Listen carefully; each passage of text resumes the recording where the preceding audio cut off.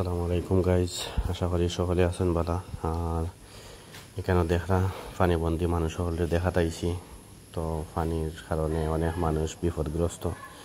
তো গরিব মানুষের বেশি বিপদ, গরিব মানুষের হইল গিয়া খানি বনি জোগাড় করা, ঘর বাড়ি মেরামত করা, অনেকভাবেই তারা বিপদগ্রস্ত। কারণ তারা তো মনে করেন কোনোভাবে কেউ সাহায্য করা নাই, ইনো তো যা দিবা এটা এক দুই অক্ষর মিলে।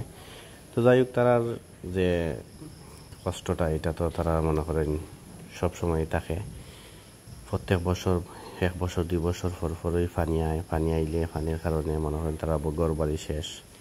তো পয়সারা যারা আছে এরা তো মনে করেন পাহা ঘর আছে, রং দিলে ঠিক হয়ে যার বা রিপেয়ারিং করার মতো ক্ষমতা আছে।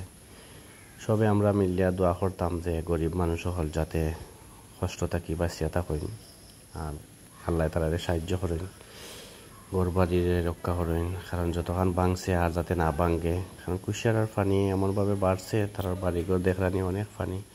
এটা পানির কারণে এটা গোড়াইন তো অনেক সময় সাপ টাপ ঢুকে বই থাকে, ওই দেখলানি এক গরম অনেক পানি, কিন্তু পানির লাগিয়ে আস্তা বেসর দেখ ডুবি গেছে। তো আমরা দোয়া করা ছাড়া কিছু করার নাই, আমরা সকলের পাশে গিয়া দাঁড়াইতাম পারবো। কিন্তু রাজ্যের অবস্থা আনমান, পানির অনেক স্রোত, পানির স্রোতের কারণে রাস্তাঘাট অনেক নষ্ট হয়ে গেছে। আর রাস্তার এক সাইড থেকে আরেক সাইডে পানি যার, ওই দেখেন পানি যার।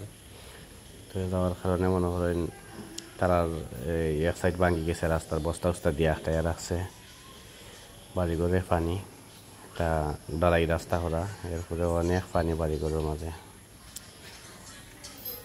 অনেক রানি বাড়িঘরের মাঝে অনেক পানি।